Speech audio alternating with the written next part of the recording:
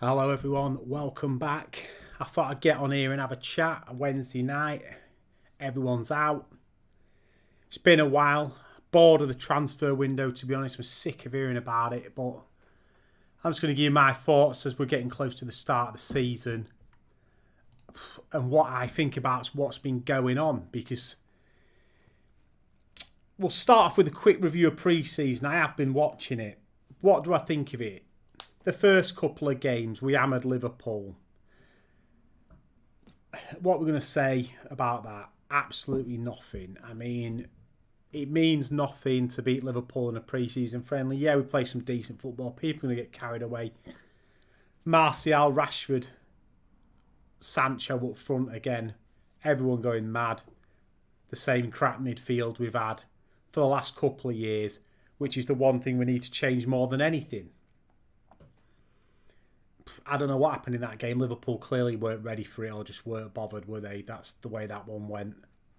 We'll probably get beaten by them. What is it, third game into the season when we actually play them? So that's the real test, isn't it, when we get 3 games in and we've got Liverpool. The rest of them are just poor. I mean, Melbourne Victory, they're a crap side, aren't they? Let's face it, we should be beating them. Yeah, we played some nice football, blah, blah, blah. It's like us going out and playing a League One team in a friendly, and it means absolutely nothing. And then we get to the 2 Spanish teams, Atletico and Vallecano. Atletico, yeah, they're an organised side. We're all right. We probably played all right first half, second half, knackered off again. Real Vallecano, again, they're a poor side, aren't they? We haven't beaten them. Yes, we can see there's some changes been implemented. Clearly, Ten Hag is much more of an authoritarian than Ollie ever was. And that will be a good thing long term. Short term, are we going to improve? I think we're going to be, in fits and starts, we're going to be a great side. Maybe 50% of the time we're going to look good. 50% of the time we're going to be back to what's happened in the last couple of seasons. I'll get straight to it. Where do I think we'll come next season? I think we have to be optimistic and say we're going to fight for top 4. Realistically, where we're going to come? Europa League spot, 5th or 6th, I think.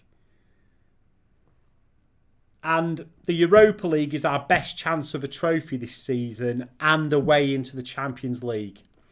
We're not winning the Premiership. We're not winning the Champions League. We're not in it. The Carabao Cup and the FA Cup, they're not cups teams like the 5th and 6th best team win anymore, are they? City and Liverpool win them. Our only chance for a trophy this year is the Europa League, in my opinion. And 4th spot and winning the Europa League to get in the Champions League should be the aim of Man United and Erik Ten Hag. If you think we're finishing any higher than that, if you think we're challenging for a title, you're deluded. So that's quickly what I think and what I think is going to happen this season. Brighton at the start of the season, I mean, I might do a preview, but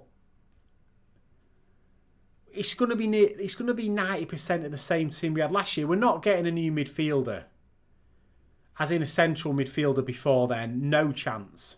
I think Martinez will start with Maguire. It'll probably be Malacia and Dalot. It'll be McTominay and Fred.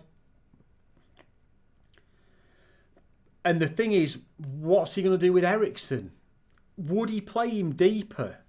Because personally, he's probably not fit enough to start yet. He's not had much of a pre-season, but I think Bruno's going to be lucky to keep his place with Eriksen in the team under a Ten Hag system, in my opinion. He's going to have to sort himself out, Bruno Fernandes, because he's had 6 months of being horrendous. One-man band. Can't keep the ball, can't pass, Hollywood this, Hollywood that. Petulance. And he's got a top-class player now. It's not Van der Beek running at his heels. He's a proper, creative, on-the-ball midfielder up his backside now, and he's going to have to pull his finger out if he wants to stay in the team. So I can't see Eriksen playing in a 6, unless Ten Hag is going to do something like McTominay, Bruno and Eriksen and play the 1, or Fred, McTominay and Eriksen.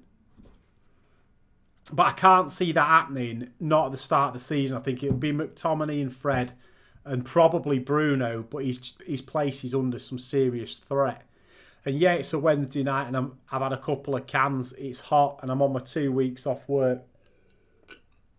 And the wife and the kids are out, so that's what's happening.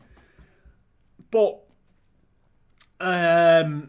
forward line for me that starts against Brighton is probably going to be Martial, Rashford and Sancho. Well, I've got to say Martial's had a decent pre-season.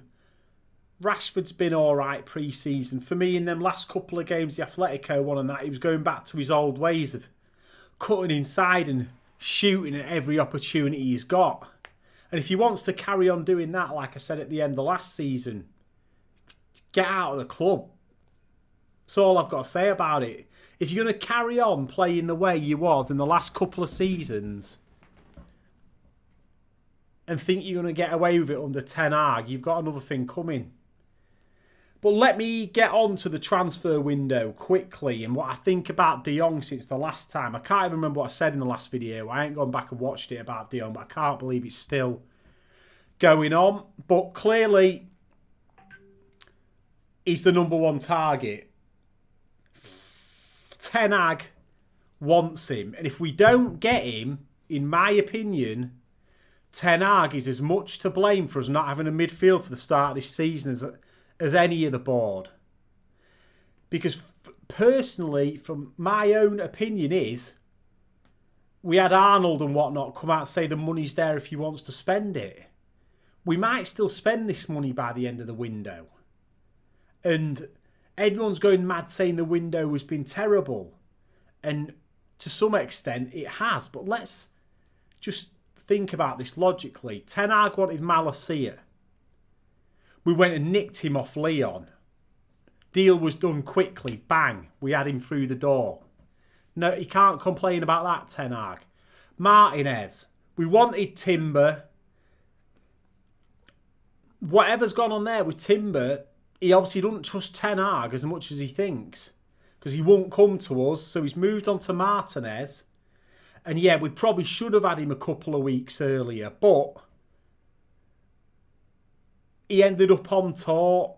He's going to be there for the start of the season. It wasn't a deal that was dragged out for ages, Martinez. Did we overpay? In my opinion, yes. You're a centre-back who's apparently the one that we didn't want. And we've paid 50-odd million quid for him in the end. I mean, you're playing in the Dutch league, mate, for Ajax. And you might end up being absolutely class, but you're hitting the very, very maximum of what you should be paying for someone out of the Dutch league, in my opinion.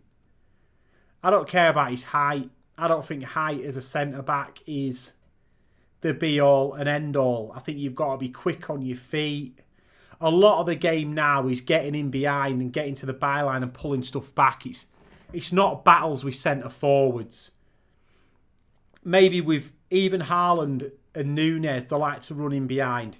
Yeah, they are physically a lot stronger than some other strikers, but I don't think that's not the game, is it, anymore? You're not playing Chris Wood every week who's trying to bully centre-backs. These players are a lot better than that now. You've got to be good on the ground. And that's why Maguire gets found out so much, because his feet aren't quick enough. He can't get across the ground. He's the one who can match Chris Wood in the air. He can't match these kind of players on the ground. The quickness, the technique, he's not got it. And he shouldn't be playing, in my opinion. If Varane is fit, Varane and Martinez should be starting games for Man United.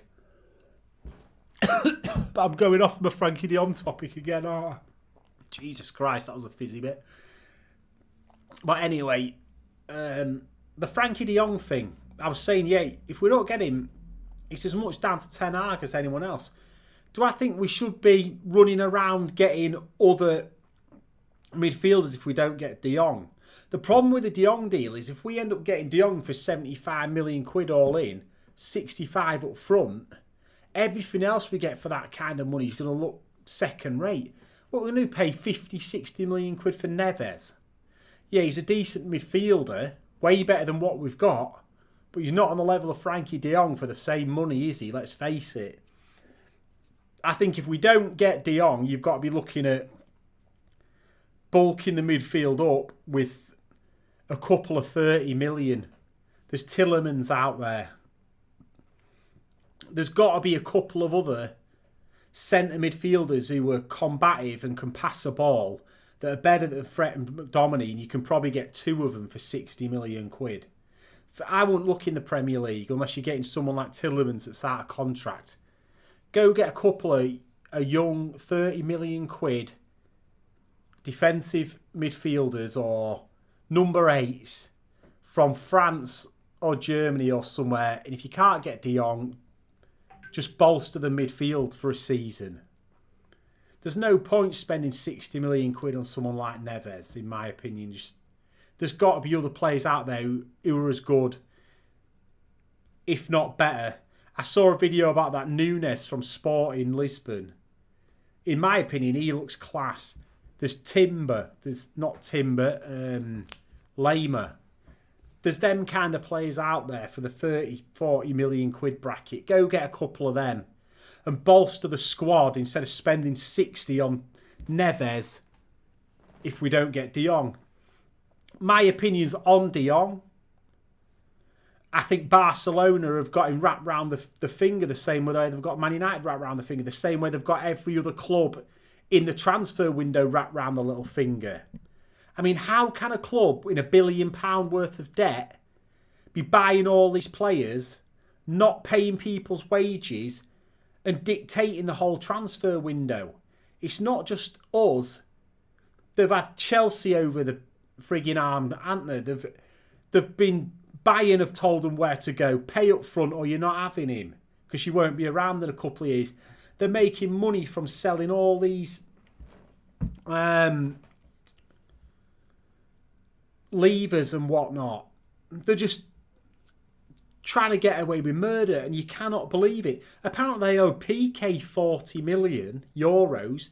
They owe De Jong 17 million euros. And if I was De Jong, I think all he's doing, whether he ends up at Man United, Chelsea or anywhere else, all he's doing is playing the good guy so Barcelona cannot get away with not paying him the money.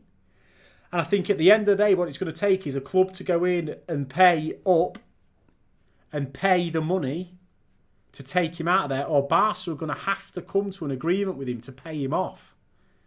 And that's what it is. I don't think he, as much as he's saying he loves Barcelona and maybe does live like living like that out there, he can't love them that much. Not for the way they've treated him. And I don't think Man United will still be in this deal if they didn't have some firm evidence that they were going to end up with him by the end of the window and just weighed it out. But in my opinion, we should have gone in a month ago, was it? We got them fees sorted out. We should have just left it there. Say, this is what's on the table. 65 up front. However much in add-ons. You sort it out between yourself and Frankie. And when you've sorted that wage problem out, come back to us and we'll cough the money up.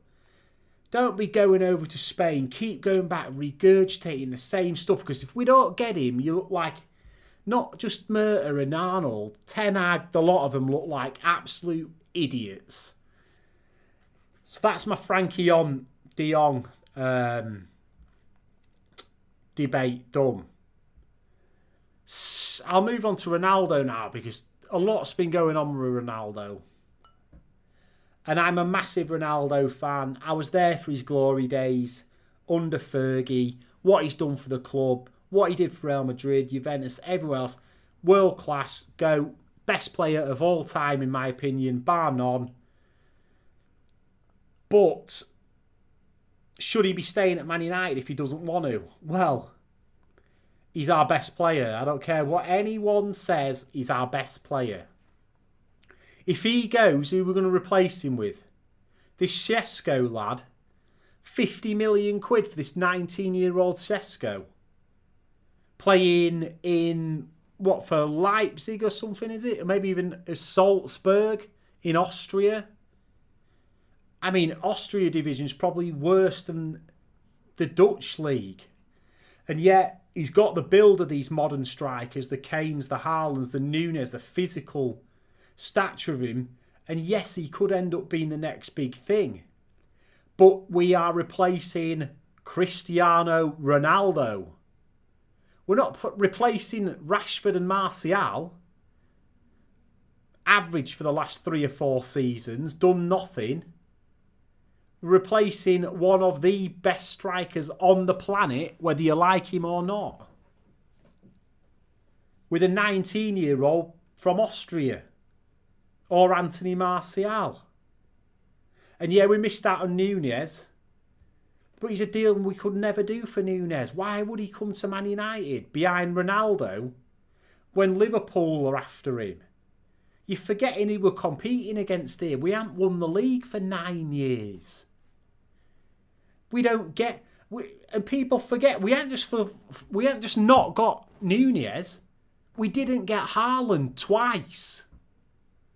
People think, oh Haaland, gone to City. 50 million quid for Haaland, and he mugged us off to go to Dortmund and then went to one of our biggest rivals, City, because we're too shit for him to come to us. Don't forget that. I mean, it's just unbelievable. The reason I do normally, if it was anyone else but De Jong, I'd be like, just leave it. But De Jong is a world-class player, and we need world-class players, and world-class players do not come to clubs who are finishing 5th, 6th, 7th in the Premier League. People forget where we finished last season. We were lucky to finish, what, did we finish 5th? At one point, we looked like we were going to get beat by Wolves. Wolves. Yes, Wolves.